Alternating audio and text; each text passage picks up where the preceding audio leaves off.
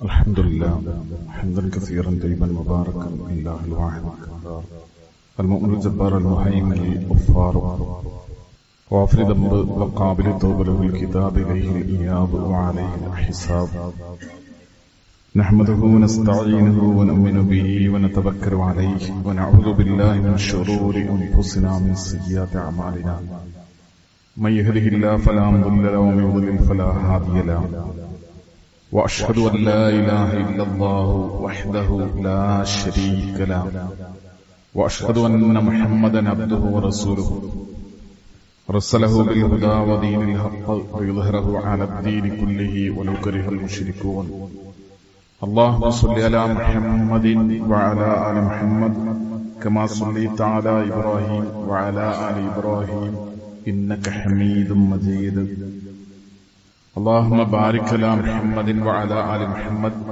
كما باركت على إبراهيم وعلى آل إبراهيم إنك حميد مجيد أما بعد فإن خير الكلام كلام الله وخير الهدي هدي محمد صلى الله عليه وسلم وشر الأمور محدثاتها وكل محدثة بدعة وكل بدعة ضلالة يا أيها الناس أوصيكم وإياي بتقوى الله أعوذ بالله السميع العليم من الشيطان الرجيم يا أيها الذين آمنوا اتقوا الله حق تقاته ولا تموتن إلا وأنتم مسلمون بسم الله الرحمن الرحيم ومن أعرض عن ذكري فإن له معيشة ضنكا ونحشره يوم القيامة أعمى ആദരണീയരായ വിശ്വാസികളെ, സഹോദരന്മാരെ, സഹോദരികളെ, സർവശക്തനും കാരുണ്യവാനും ജഗന്നിയന്താവുമായ അള്ളാഹുവിന്റെ കൽപ്പനകളെയും നിർദ്ദേശങ്ങളെയും ശ്രദ്ധിക്കണമെന്നും സൂക്ഷിക്കണമെന്നും തഖ്വയോടുകൂടെ ജീവിക്കണമെന്നും ഓർമ്മപ്പെടുത്തുകയാണ്, ശക്തിയായി വസീയത്ത് ചെയ്യുകയാണ്. പരിശുദ്ധ ഖുർആനും പ്രവാചക തിരുമേനി സല്ലല്ലാഹു അലൈഹി വസല്ലം തങ്ങളുടെ ചര്യകളും അനുസരിച്ച് ജീവിതങ്ങളെ ചിട്ടപ്പെടുത്തി നമ്മെ പിരിഞ്ഞ വിശ്വാസികളായ സഹോദരീ സഹോദരന്മാർ, അള്ളാഹു അവരുടെ ജീവിതങ്ങളിൽ വന്നുപോയ വീഴ്ചകൾ പുറത്തു കൊടുക്കുകയും കാരുണ്യവാനായ റബ്ബ് സുബ്ഹാനഹു വ തആല നമ്മയും അവരെയും പരലോകത്ത് സ്വർഗത്തിൽ ഒരുമിച്ച് കൂട്ടുകയും ചെയ്യുമാറാകട്ടെ. സൗകര്യങ്ങളും വിഭവങ്ങളും പഴയ കാലത്തെ അപേക്ഷിച്ച് ധാരാളമുള്ള ഒരു കാലത്താണ് ഞാനും നമ്മൾ ജീവിക്കുന്നത്. പഴമക്കാരോട് നമ്മൾ സംസാരിക്കുമ്പോൾ നമ്മുടെ തൊട്ടു മുമ്പുള്ള തലമുറകൾ പോലും വറുതിയെക്കുറിച്ചും ദാരിദ്ര്യത്തെക്കുറിച്ചും പട്ടിണിയെക്കുറിച്ചുമൊക്കെ ഇല്ലായ്മകളെക്കുറിച്ച് അവർ വല്ലാതെ പറയുന്നത് നമുക്ക് കാണാൻ കഴിയും. നമ്മൾ ജീവിക്കുന്ന ഒരു കാലം അള്ളാഹുവിന്റെ അത്യപാരമായ സഹായം കൊണ്ടും അനുഗ്രഹം കൊണ്ടും സുഭിക്ഷതയുള്ള ഒരു കാലമാണ്. ദാരിദ്ര്യം, പട്ടിണി എന്നൊക്കെ പറയുന്നത് വളരെ അപൂർവങ്ങളിൽ അപൂർവമായി എവിടെയെങ്കിലൊക്കെ ഉണ്ടെങ്കിൽ ഉണ്ടാകാം എന്ന നിലക്ക് സാമൂഹികമായി ഏതെങ്കിലും ഒരു ജനവിഭാഗം, ഒരു പ്രദേശമല്ല, നമ്മുടെ പരിസരങ്ങളിലൊക്കെ നമ്മൾ അങ്ങനെയാണ് കാണുന്നത്.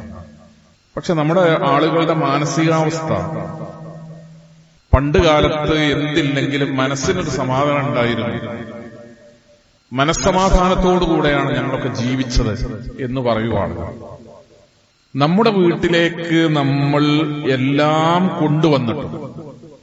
കരന്റും വെള്ളവും സാധന സാമഗ്രികളും യന്ത്രങ്ങളും സാങ്കേതിക വിദ്യകളും എല്ലാം വീട്ടിലേക്ക് കൊണ്ടുവന്നിട്ടും നമ്മുടെ വീട്ടിൽ എന്തുകൊണ്ടാണ് സമാധാനമില്ലാതെ പോകുന്നത്?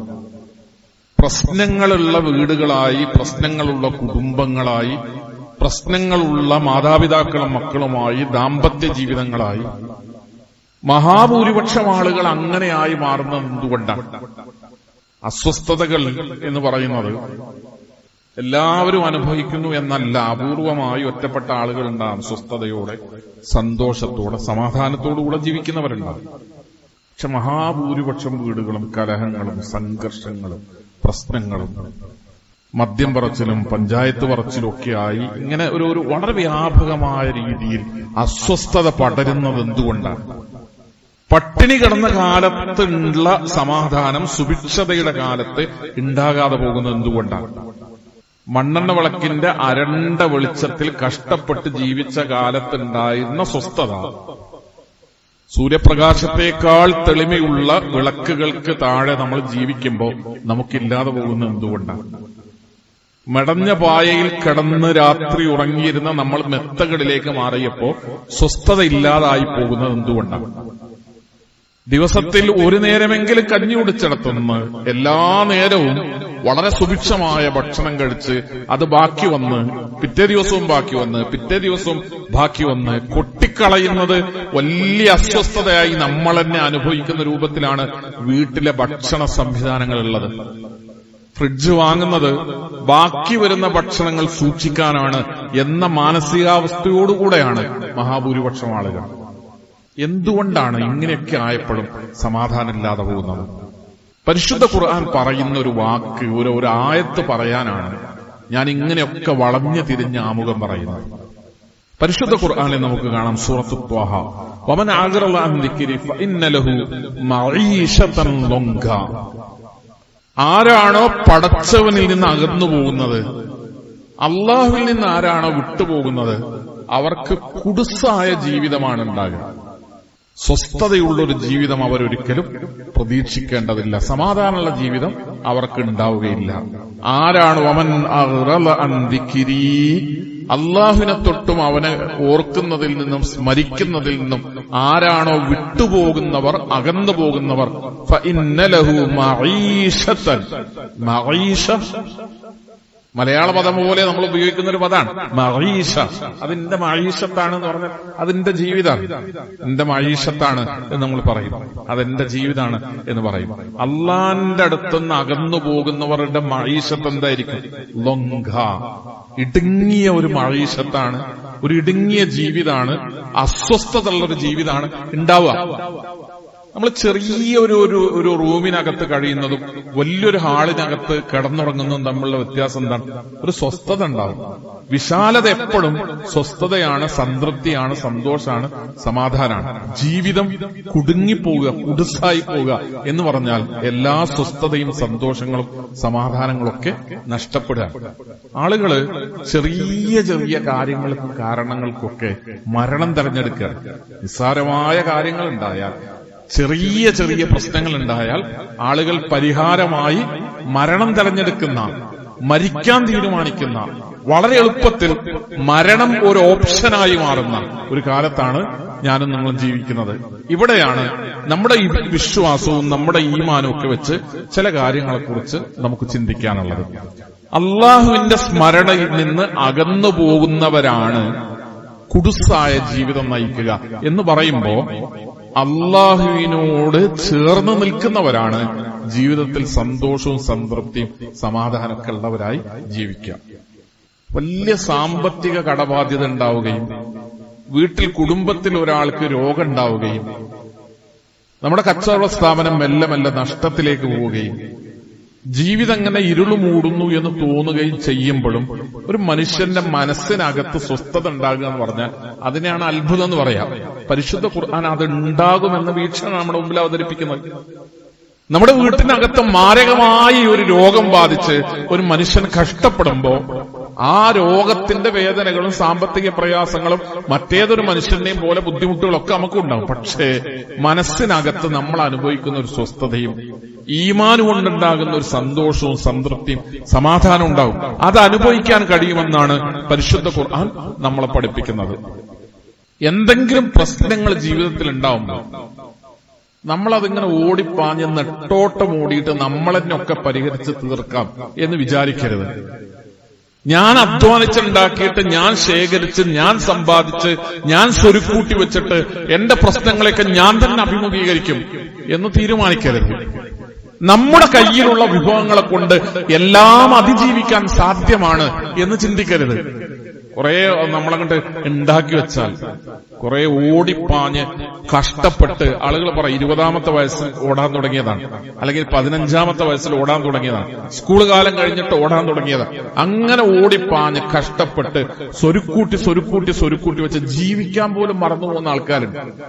പണം സമ്പാദിക്കാനും വിഭവങ്ങൾ ഒരുമിച്ച് കൂട്ടാനുള്ള ഓട്ടപ്പാച്ചിലുകൾക്കിടയിൽ അവനവന്റെ ജീവിതം മറന്നുപോകുന്ന, ഒരു നേരം ഒരു നല്ല ഭക്ഷണം കഴിക്കാൻ മറന്നുപോകുന്ന, സ്വസ്ഥമായി ഒരു രാത്രി കടന്നുറങ്ങാൻ സാധിക്കാതെ പോകുന്ന ഒരുപാട് ഹതഭാഗ്യവാന്മാരുണ്ട് മനുഷ്യന്മാരുടെ കൂട്ടത്തിൽ. ഇങ്ങനെയൊക്കെ വെട്ടിപ്പിടിക്കാൻ വേണ്ടി, എല്ലാം അവനവന്റേതാക്കാൻ വേണ്ടി, സ്വന്തമാക്കാൻ വേണ്ടി ഇങ്ങനെ ഓടുന്നതിനിടയിൽ ഒക്കെ മറന്നുപോകുന്ന, ജീവിക്കാൻ മറന്നുപോകുന്ന ആളുകളെ പലപ്പോഴും ഞാനും നിങ്ങളും കാണാറുണ്ട്. അള്ളാഹു പറഞ്ഞു, മാ ഇൻദകും യൻഫദ്, നിങ്ങൾ എത്ര ഉണ്ടാക്കിയാലും അതൊക്കെ ചെലവഴിച്ചു തീരും. എത്ര നിങ്ങൾ സ്വരുക്കൂട്ടിയാലും എന്തെല്ലാം വെട്ടിപ്പിടിച്ചാലും അതൊക്കെ തീരും, ചെലവഴിക്കപ്പെടും, കഴിയും. അതൊക്കെ നിങ്ങളിൽ എത്ര വിഭവം ഉണ്ടായാലും അതൊക്കെ തീരും. വമാ ഇൻദല്ലാഹി ബാഖ്, അള്ളാന്റെ അടുക്കലുള്ളത് മാത്രമാണ് അവശേഷിക്കുക. പടച്ചോന്റെ അടുത്താണ് വിഭവങ്ങൾ ബാക്കി ഉണ്ടാകുക, അള്ളാന്റെ അടുത്താണ്.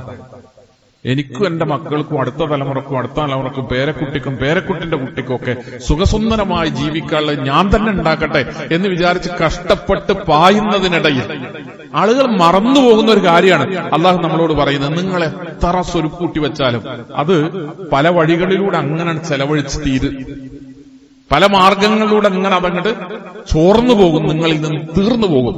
എന്നാൽ വമാ ഇൻദല്ലാഹി ബാഖ്, തീർച്ചയായും അള്ളാഹുവിന്റെ അടുക്കലാണ് ബാക്കി ഉണ്ടാവുക. വലനജ്സിയന്നല്ലദീന സബറു അജ്റഹും ബിഅഹ്സനി മാ കാനൂ യഅമലൂൻ. നിങ്ങൾക്ക് നിങ്ങളുടെ കൂട്ടത്തില് ക്ഷമ അവലംബിക്കുന്നവർക്ക് അവരുടെ സ്വബറിനാണ്, ക്ഷമക്കാണ് അള്ളാഹു കൂലി തരിക. ഒരു പ്രശ്നം ഉണ്ടാവുമ്പോ അസ്വസ്ഥത കാണിക്കാതെ ക്ഷമ അവലംബിക്കുമ്പോ, അത് രോഗമായാലും സാമ്പത്തിക ബാധ്യതയായിരുന്നാലും ദാമ്പത്യ ജീവിതത്തിലെ പ്രശ്നമായിരുന്നാലും, നിങ്ങളൊരു പ്രശ്നത്തെ അഭിമുഖീകരിക്കുമ്പോൾ ക്ഷമിക്കാൻ നിങ്ങൾക്ക് കഴിയുന്നുവെങ്കിൽ അതിനാണ് അള്ളാഹു ഏറ്റവും മഹത്തായ, ഏറ്റവും സുന്ദരമായ, നല്ല ചൊറുക്കുള്ള കൂലി. അതാണ് പരിശുദ്ധ ഖുർആന്റെ ഒരു പ്രയോഗം. ഏറ്റവും ഭംഗിയുള്ള പ്രതിഫലം അള്ളാഹു അതിനാണ് നൽകുന്നത്, നിങ്ങളുടെ ക്ഷമക്കാണ്. അല്ലദീന സബറു അജ്റഹും ബിഅഹ്സനി മാ കാനൂ യഅമലൂൻ. അവർ ചെയ്ത പ്രവർത്തനങ്ങൾ, ഏറ്റവും നല്ല പ്രവർത്തനങ്ങൾ, ക്ഷമ അവലംബിച്ചതിന് അള്ളാഹു അവർക്ക് പ്രതിഫലം നൽകുന്നതാണ് എന്ന് പരിശുദ്ധ ഖുർആൻ പറയാണ്. അതുകൊണ്ട് പ്രശ്നങ്ങളും പ്രയാസങ്ങളും അതൊന്നുമില്ലാതെ ജീവിക്കാം എന്ന് കരുതരുത്. അതുണ്ട്, അത് നമ്മുടെ ജീവിതത്തിന്റെ ഭാഗമാണ്. ഓരോരോ പ്രശ്നം കഴിയുമ്പോൾ അടുത്തൊരു പ്രശ്നം ഉണ്ടാകുക, ഓരോ അസ്വസ്ഥത കഴിയുമ്പോൾ അടുത്തൊരു അസ്വസ്ഥത ഉണ്ടാകുക. അത് വ്യക്തിക്ക്, കുടുംബത്തിന്, നമ്മുടെ വീട്ടില്, നാട്ടില്, സമൂഹത്തില്, ഇതൊന്നും എല്ലാം തീർന്ന് വളരെ ശാന്തമായൊരു ജീവിതം, സന്തോഷം മാത്രമുള്ളൊരു ജീവിതം, സമാധാനം, അങ്ങനൊരു ജീവിതം നിങ്ങൾ പ്രതീക്ഷിക്കല്ലേ. അങ്ങനെയല്ല ദുനിയാവെന്ന് പറയുന്നത്, അങ്ങനെയല്ല. നിങ്ങൾ പ്രശ്നങ്ങൾ ഉണ്ടാകുമ്പോ ക്ഷമിക്കുമ്പോഴാണ് സ്വസ്ഥത ഉണ്ടാകുക. വലിയ പ്രയാസങ്ങൾ വരുമ്പോ നിങ്ങൾ ക്ഷമ അവലംബിക്കുമ്പോഴാണ് നിങ്ങൾക്ക് സമാധാനം ഉണ്ടാവുക. വലിയ വലിയ പരീക്ഷണങ്ങളുടെ മുഖത്ത് നിങ്ങൾ വലിയ തോതിലുള്ള മാനസികമായ അടക്കം പാലിക്കുമ്പോഴാണ് നിങ്ങൾക്ക് സന്തോഷവും സംതൃപ്തിയും സമാധാനവും ഉണ്ടാകുക. മൻ അമില സ്വാലിഹൻ മിൻ ദക്കറിൻ ഔ ഉൻസാ വഹുവ മുഅ്മിനുൻ, പരിശുദ്ധ ഖുർആൻ പറഞ്ഞു, മൻ അമില സ്വാലിഹൻ മിൻ ദക്കറിൻ ഔ ഉൻസാ വഹുവ മുഅ്മിനുൻ. ആണാകട്ടെ പെണ്ണാകട്ടെ, ഒരാൾ വിശ്വാസിയാണെങ്കിൽ അയാൾ സൽക്കർമ്മം ചെയ്യുകയും ചെയ്താൽ, പരിശുദ്ധ ഖുർആൻ പറയുന്നത് വളരെ ലളിതമായാണ് അള്ളാഹു ഖുർആനിലൂടെ സംസാരിക്കുക. മഹാബുദ്ധിജീവികൾക്കുള്ള ഗ്രന്ഥമല്ല പരിശുദ്ധ ഖുർആൻ. മഹാബുദ്ധിജീവികളെയും തൃപ്തിപ്പെടുത്താൻ കഴിയുന്ന ഗ്രന്ഥമാണ് പരിശുദ്ധ ഖുർആൻ. പക്ഷേ വളരെ ലളിതമായിട്ടാണ് അള്ളാഹു സംസാരിക്കുക. വളരെ ചെറിയ കാര്യങ്ങളാണ്, വളരെ ചെറിയ രൂപത്തിലാണ്. നമ്മളെപ്പോലെയുള്ള സാധാരണക്കാരിൽ സാധാരണക്കാരായ ആളുകളുടെ മനസ്സിനകത്ത് കൊടുങ്കാറ്റുണ്ടാക്കാൻ കഴിയുന്ന രൂപത്തിലാണ് അള്ളാഹു വർത്തമാനം പറയുക, അള്ളാഹു സംസാരിക്കുക. അള്ളാഹു പറയാണ്, മൻ അമില സ്വാലിഹൻ, നല്ല കാര്യങ്ങൾ ചെയ്യുക, മിൻ ദക്കറിൻ ഔ ഉൻസാ വഹുവ മുഅ്മിനുൻ, ഈമാനുള്ള ആണായാലും പെണ്ണായാലും ശരി, നല്ല കാര്യങ്ങൾ ചെയ്യുകയും അയാൾക്ക് വിശ്വാസം ഉണ്ടാവുകയും ചെയ്താൽ ഫലനുഹിയന്നഹു ഹയാത്തുൻ ത്വയ്യിബ, ദുനിയാവിൽ അവർക്ക് ഏറ്റവും നല്ല ജീവിതം അവർക്കാണ് ഉണ്ടാവുക. ദുനിയാവിലെ ഏറ്റവും നല്ല ജീവിതം അവർക്കാണ് ഉണ്ടാകുക. ഇത് അള്ളാന്റെ വാഗ്ദാനാണ്, ഇത് തെറ്റാൻ പാടില്ല, ഇത് ഇങ്ങനെ അല്ലാതാകാൻ പാടില്ല. പരിശുദ്ധ ഖുർആനിലൂടെ അള്ളാഹു നൽകുന്ന വാഗ്ദാനാണ്. പക്ഷെ നിങ്ങൾക്ക് അതിന് ഈമാൻ ഉണ്ടാകണം, അമൽ സ്വാലിഹാത്ത് ഉണ്ടാകണം. ഈ രണ്ട് നിബന്ധനകൾ പറഞ്ഞിട്ട് പരിശുദ്ധ ഖുർആൻ പറയണം, ഫലനുഹിയന്നഹു ഹയാത്തുൻ ത്വയ്യിബ.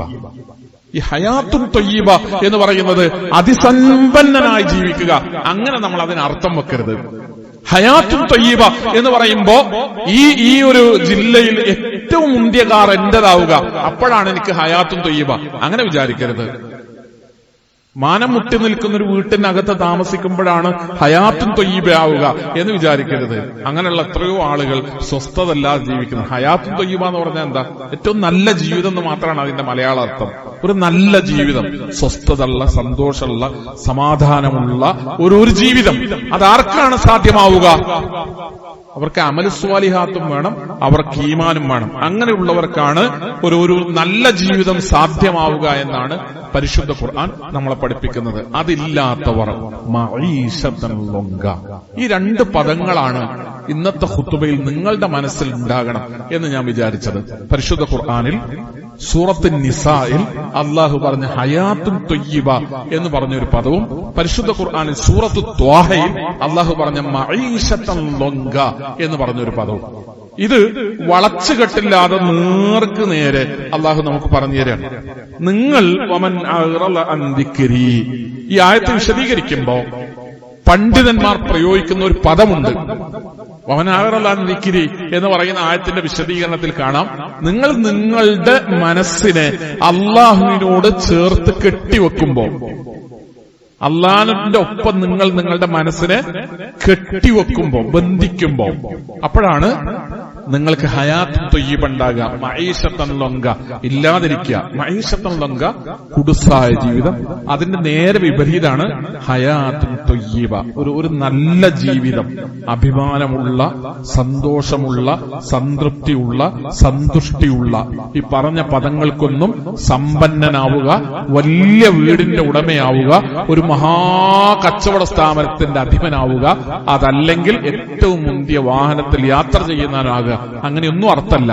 ഹയാത്തുൻ ത്വയ്യിബ എന്ന് പറയുന്നത് ഒരു നല്ല ജീവിതം, സ്വസ്ഥതയും സംതൃപ്തിയും സന്തോഷവും സമാധാനമുള്ള ഒരു ജീവിതം. അത് നയിക്കാൻ ആർക്കാണ് കഴിയുക?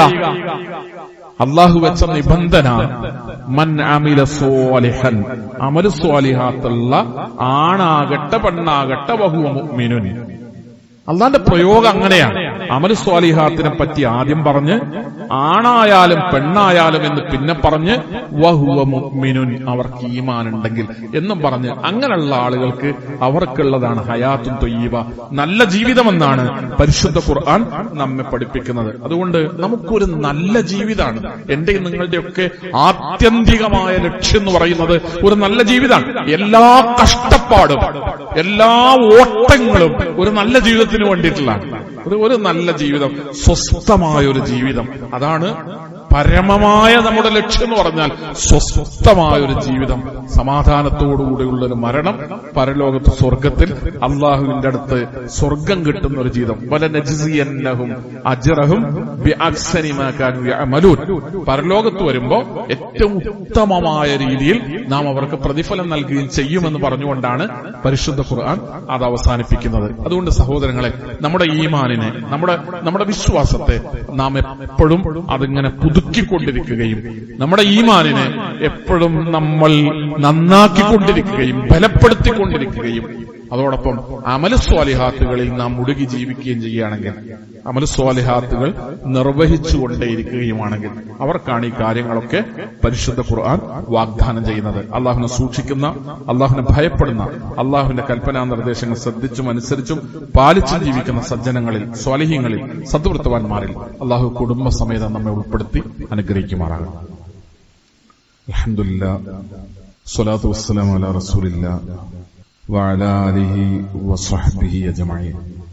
ആദരണീയരായ വിശ്വാസികളെ, സഹോദരന്മാരെ, സഹോദരികളെ, അള്ളാഹുവിനെ സൂക്ഷിച്ച് ജീവിക്കണമെന്നൊരിക്കൽ കൂടി ഓർമ്മപ്പെടുത്തുകയാണ്, ശക്തിയായി വസിയത്ത് ചെയ്യുകയാണ്. അതികഠിനമായ ഉഷ്ണവും വേനലും ചൂടുമാണ് നമ്മൾ അനുഭവിക്കുന്നത്. സാധാരണ കാലാവസ്ഥയിൽ ഉണ്ടാകാറുള്ള വേനൽക്കാല മഴ പോലും വേണ്ടത്ര കിട്ടാത്തതിന്റെ പ്രയാസം നമ്മളും നാൽക്കാലികൾ അടക്കമുള്ള ജീവികളൊക്കെ അനുഭവിക്കുക.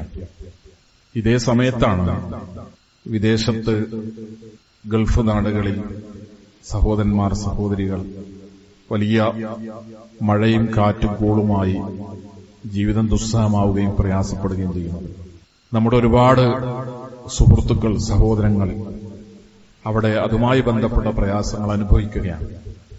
അവിടെയും ഇവിടെയും കാലാവസ്ഥയുമായി ബന്ധപ്പെട്ടുള്ള പ്രയാസങ്ങൾ അള്ളാഹു നമുക്ക് ദൂരീകരിച്ചു തരികയും എളുപ്പം നൽകുകയും ചെയ്യുമാറാകട്ടെ.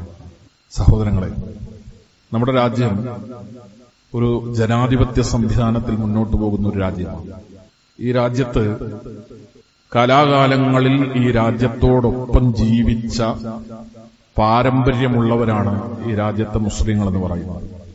ഏതെല്ലാം കാലങ്ങളിൽ ഈ രാജ്യത്തിന് ശത്രുക്കളും ശത്രുതകളും ഉണ്ടായോ അപ്പോഴൊക്കെ ഇവിടുത്തെ മഹാഭൂരിപക്ഷം വരുന്ന മുഴുവൻ ജനവിഭാഗങ്ങളോടൊപ്പം നിന്നുകൊണ്ട് രാജ്യത്തിന്റെ ശത്രുക്കൾക്കെതിരെ പൊരുതിയതിന്റെ ചരിത്രം കൂടെയാണ് ഇന്ത്യ രാജ്യത്തെ മുസ്ലിം ഉമ്മത്തിന്റെ, മുസ്ലിം സമുദായത്തിന്റെ ചരിത്രം എന്ന് പറയുന്നത്.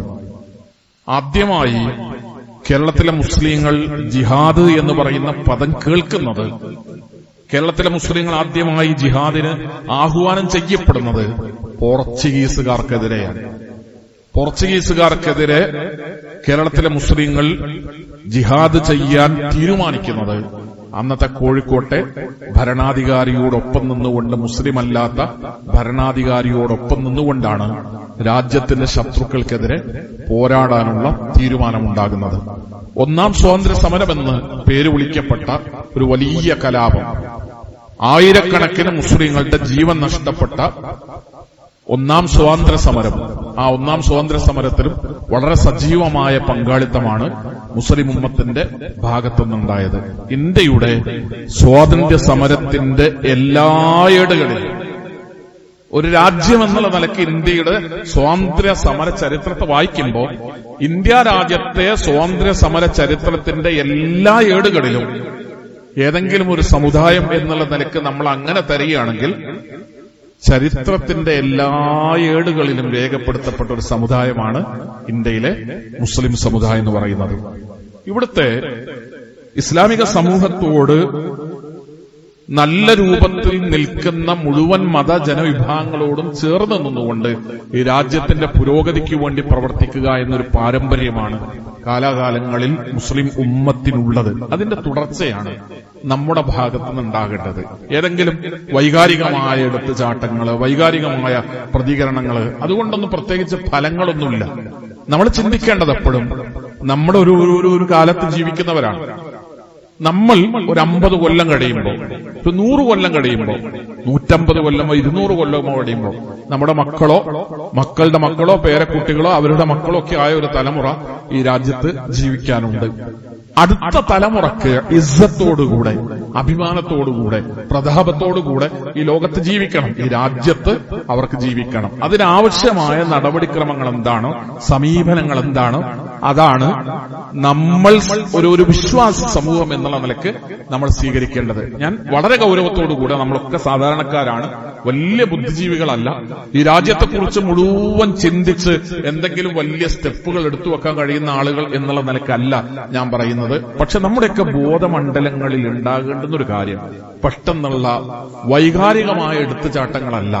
ഇന്നത്തെ വിഷയമോ നാളത്തെ വിഷയമോ ഇക്കൊല്ലത്തൊരു തെരഞ്ഞെടുപ്പോ അടുത്ത കൊല്ലത്തൊരു തെരഞ്ഞെടുപ്പോ കേവലമായ ചില കാര്യങ്ങളിലല്ല നമ്മുടെ തലയും തലച്ചോറും ഉണ്ടാവേണ്ടത്.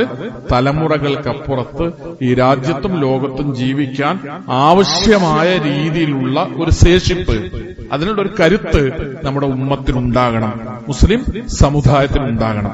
വലിയ പ്രതിസന്ധി, വലിയ ഒന്നാം സ്വാതന്ത്ര്യ സമരം കഴിഞ്ഞിട്ട് വലിയ പ്രതിസന്ധി ഇന്ത്യ രാജ്യത്തെ മുസ്ലിങ്ങൾ അനുഭവിക്കുമ്പോൾ അതിനെക്കുറിച്ച് ചിന്തിച്ച ആ കാലഘട്ടത്തിലെ സമുദായത്തിനകത്ത മഹാബുദ്ധിജീവികൾ അവർ മുസ്ലിം സമുദായത്തിന്റെ മുന്നിലേക്ക് വെച്ച പരിഹാരത്തിന്റെ പേരായിരുന്നു അലിഗഡ് മുസ്ലിം യൂണിവേഴ്സിറ്റി എന്ന് പറയുന്നത്. ഞാനൊരു ഉദാഹരണം പറയാം. ഒന്നാം സ്വാതന്ത്ര്യ സമരത്തോടുകൂടെ ഇന്ത്യ രാജ്യത്ത് മുസ്ലിം ഭരണാധികാരികളുടെ, രാജാക്കന്മാരുടെ ആ ഒരു ഘട്ടം അവസാനിക്കുന്നു. മുസ്ലിങ്ങൾ, ആയിരക്കണക്കിന് മുസ്ലിങ്ങൾ കൊല്ലപ്പെടുന്നു. മുസ്ലിങ്ങൾക്കെതിരെ അന്ന് രാജ്യം കീഴടക്കിയ വൈദേശിക ശക്തികളുടെ വലിയ ശത്രുതാപരമായ പെരുമാറ്റങ്ങൾ ഉണ്ടാകുന്നു. സാമ്പത്തികമായി മുസ്ലിങ്ങൾ പിന്നോക്കം പോകുന്നു. എല്ലാ നിലക്കും തകർന്ന ഒരു ജനവിഭാഗമായി ഒന്നാം സ്വാതന്ത്ര്യ സമരത്തിന് ശേഷം 1857 ഒന്നാം സ്വാതന്ത്ര്യ സമരം. 1858 അല്ലെങ്കിൽ 59 അലിഗഡ് മുസ്ലിം യൂണിവേഴ്സിറ്റി എന്ന് പറയുന്ന ഒരു ആശയം ഇന്ത്യ രാജ്യത്തെ മുസ്ലിം ഉമ്മത്തിന്റെ മുമ്പിലേക്ക് സമർപ്പിക്കപ്പെട്ടു. സമർപ്പിക്കപ്പെടുകയാണ്. ഞാൻ ഇവിടെ സൂചിപ്പിക്കുന്നത് നമ്മളിങ്ങനെ ഒരു ചെറിയ ചെറിയ പരിഹാരങ്ങളെക്കുറിച്ചും ചെറിയ ചെറിയ കാലങ്ങളെക്കുറിച്ചുമല്ല, ദൂരവ്യാപകമായി ആർജവത്തോടുകൂടെ അന്തസ്സോടുകൂടെ ഒരു ജനത എന്നുള്ള നിലയ്ക്ക് ജീവിക്കാൻ മുസ്ലിം ഉമ്മത്തിന് സാധ്യമാകുന്ന രീതിയിലുള്ള സമീപനങ്ങളാണ് എല്ലാ കാര്യങ്ങളിലും നമ്മുടെ ഭാഗത്തു നിന്നുണ്ടാവേണ്ടത്. താൽക്കാലികമായ രാഷ്ട്രീയ പാർട്ടികൾ, കൊടികൾ, നിറങ്ങൾ, അതിന്റെ വ്യത്യാസങ്ങൾ, അതിന്റെ പേരിലുള്ള തർക്ക വിതർക്കങ്ങളിലൊക്കെ പെട്ട് കാലം തീർക്കേണ്ടവരും ജീവിതം തീർക്കേണ്ടവരുമല്ല. ഓരോ സംഘടനക്കും ഓരോ പാർട്ടിക്കും അവരുടേതായ താല്പര്യങ്ങളും അതിന്റേതായ കാഴ്ചപ്പാടുകളും ഉണ്ടാവും. ആത്യന്തികമായി നമുക്കുണ്ടാകേണ്ടത് ഈ രാജ്യത്ത്, ഈ ലോകത്ത് അസ്തിത്വ പ്രതിസന്ധി നേരിടുന്ന, നിലനിൽപ്പ് ചോദ്യം ചെയ്യപ്പെടുന്ന ഒരു ജനവിഭാഗം എന്നുള്ള നിലക്ക് മുസ്ലിം ഉമ്മത്തിന് ഇസ്സത്തോടുകൂടെ ജീവിക്കാൻ എന്റെ ഒരു സ്റ്റെപ്പ് അതെങ്ങനെയാണോ മുന്നോട്ട് വെക്കേണ്ടത് അത് വളരെ കാര്യഗൗരവത്തോടുകൂടെ ചിന്തിക്കുകയും അത് വിനിയോഗിക്കുകയും ചെയ്യേണ്ടതുണ്ട് എന്ന് സാന്ദർഭികമായി ഓർമ്മപ്പെടുത്തുകയാണ്. ഒരു തെരഞ്ഞെടുപ്പിൽ ഇന്ന പാർട്ടിക്ക് വോട്ട് ചെയ്യുക എന്ന പ്രത്യക്ഷമായ നയനിലപാടുകളൊന്നും നമ്മുടെ മെമ്പറുകൾ ഒരു കാലഘട്ടത്തിലും പറയാറില്ല. പക്ഷേ വളരെ ബുദ്ധിപരമായി, വളരെ ഗൗരവത്തോടുകൂടെ ഇത്തരം സാഹചര്യങ്ങളെ നോക്കിക്കാണാൻ നമുക്ക് സാധ്യമാകണം. അലംഭാവങ്ങൾ തെരഞ്ഞെടുപ്പ് പ്രക്രിയയിൽ നമുക്കുണ്ടായിക്കൂടാ. എല്ലാവരും ആ ഒരു സംവിധാനത്തിന്റെ, ഒരു ജനാധിപത്യ സംവിധാനത്തിൽ തെരഞ്ഞെടുപ്പ് എന്ന് പറയുന്നതിന്, വോട്ട് എന്ന് പറയുന്നതിന്, സമ്മതിദാനാവകാശം എന്ന് പറയുന്നതിന് വലിയ പ്രാധാന്യമുണ്ട്, വലിയ മഹത്വമുണ്ട്. നിർബന്ധമായും അത് നിർവഹിക്കപ്പെടണം. ജുമുഅകളടക്കം, വെള്ളിയാഴ്ചയാണ് നമുക്ക് ഇലക്ഷൻ വരാൻ പോകുന്നത്. അപ്പൊ ജുമുഅകളടക്കം, അതിന്റെ സമയനിയന്ത്രണം അടക്കമുള്ള കാര്യങ്ങൾ മഹല്ലുകളൊക്കെ വളരെ ഗൗരവത്തോടുകൂടെ തീരുമാനിച്ചിട്ടുള്ള ഒരു സമയമാണ്. അതുകൊണ്ട് നമ്മൾ നമ്മുടെ കുടുംബത്തിലെ മുഴുവൻ അംഗങ്ങൾ ആരൊക്കെ വോട്ടുള്ളവരുണ്ടോ, വോട്ട് ചെയ്യേണ്ടവരുണ്ടോ, അവരൊക്കെ ഈ ഒരു പ്രക്രിയയിൽ പങ്കാളികളാകുന്നു എന്ന് ഉറപ്പുവരുത്തുക. പ്രാർത്ഥനയോടുകൂടെ ഒരു ഉമ്മത്തിനു വേണ്ടി പ്രാർത്ഥിക്കുക എന്ന് പറയുന്നത്, സമുദായത്തിനു വേണ്ടി പ്രാർത്ഥിക്കുക എന്ന് പറയുന്നത് വളരെ പ്രധാനപ്പെട്ടതാണ്. അത് വെള്ളിയാഴ്ച മിമ്പറിൽ നിന്ന് മാത്രമല്ല, വ്യക്തിപരമായി നമ്മുടെ പ്രാർത്ഥനകളിൽ അസ്റും ദുഹറും മഗ്‌രിബും ഇശാഉം സുബ്ഹിയും ഒക്കെ കഴിഞ്ഞിട്ട് നമ്മൾ പ്രാർത്ഥിക്കുമ്പോൾ ആ പ്രാർത്ഥനകളിൽ മുസ്ലിം ഉമ്മത്തിനു വേണ്ടിയുള്ള പ്രത്യേകമായ ദുആ, പ്രാർത്ഥന ഓരോരുത്തരുടെയും ഭാഗത്തുനിന്നുണ്ടാകണം. എല്ലാ അധികാരങ്ങളുടെയും മുകളിൽ മാലിക്കുൽ മുലൂക്ക് എന്ന് പറയുന്ന, രാജാതിരാജൻ എന്ന് പറയുന്ന റബ്ബുണ്ട്. അള്ളാഹുവിന്റെ നിയന്ത്രണമാണ് ലോകം മുഴുവനുള്ളത്. നമ്മൾ അതാണ് പ്രതീക്ഷിക്കുന്നതും വിശ്വസിക്കുന്നതും. തീർച്ചയായും ആ റബ്ബിനോട് നിരന്തരമായ പ്രാർത്ഥനകൾ കൂടി ഉണ്ടാകണം എന്ന് ഓർമ്മപ്പെടുത്തുകയാണ്. അള്ളാഹുവിനെ സൂക്ഷിക്കുകയും അള്ളാഹുവിനെ ഭയപ്പെടുകയും അള്ളാഹുവിന്റെ കൽപ്പനാ നിർദ്ദേശങ്ങൾ ശ്രദ്ധിച്ചും അനുസരിച്ചും പാലിച്ചും ജീവിക്കുകയും ചെയ്യുന്ന സജ്ജനങ്ങളിൽ, സ്വാലിഹീങ്ങളിൽ, സദ്വൃത്തവാന്മാരിൽ അള്ളാഹു കുടുംബസമേതം നമ്മെ ഉൾപ്പെടുത്തി അനുഗ്രഹിക്കുമാറാകട്ടെ. അറിഞ്ഞും അറിയാതെയും ചെയ്തു പോയ ചെറുതും വലുതുമായ തെറ്റുകുറ്റങ്ങളും പാപങ്ങളും അള്ളാഹു നമുക്ക് പുറത്തു മാപ്പാക്കി തരുമാറാകട്ടെ. പരലോകത്ത് ചെല്ലുമ്പോൾ നമ്മെ പിരിഞ്ഞുപോയ മാതാപിതാക്കളുടെ, സഹോദരി സഹോദരന്മാരുടെ, ബന്ധുമിത്രാദികളുടെ കൂടെ പരലോകത്ത് സ്വർഗത്തിൽ ഒരുമിച്ച് കൂടാൻ അള്ളാഹു നമ്മെ അനുഗ്രഹിക്കുമാറാകട്ടെ. തഖ്വയോടുകൂടെ ജീവിക്കാനും ഈമാനോടുകൂടെ മരണപ്പെടാനുമുള്ള സൗഭാഗ്യം അള്ളാഹു നമുക്ക് ഓരോരുത്തർക്കും പ്രദാനം ചെയ്യുമാറാകട്ടെ. രോഗികളായ സഹോദരി സഹോദരന്മാർ അള്ളാഹു അവരുടെ രോഗങ്ങളെ ശിഫയാക്കി കൊടുക്കുമാറാകട്ടെ. അല്ലാഹുമ്മ ഗ്ഫിർ ലിൽ മുഅ്മിനീന വൽ മുഅ്മിനാത്ത് വൽ മുസ്ലിമീന വൽ മുസ്ലിമാത്ത് അൽ അഹ്യാഉ മിൻഹും വൽ അംവാത്ത് ഇന്നക മുജീബുദ് ദഅവാതി യാ ഖാദിൽ ഹാജാത്ത്. അല്ലാഹുമ്മ അജിർനാ മിനൻ നാർ, അല്ലാഹുമ്മ അജിർനാ മിനൻ നാർ, അല്ലാഹുമ്മ അജിർനാ മിനൻ നാർ. അല്ലാഹുമ്മ അഇസ്സൽ ഇസ്ലാമ വൽ മുസ്ലിമീൻ വഅദില്ല الشرك والمشركين. اللهم أعز الإسلام والمسلمين وأذل الشرك والمشركين.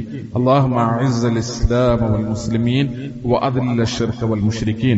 ربنا اصرف عنا عذاب جهنم إن عذابها كان غراما إنها ساءت مستقرا مقاما. ربنا آتنا في الدنيا حسنة وفي الآخرة حسنة وقنا عذاب النار.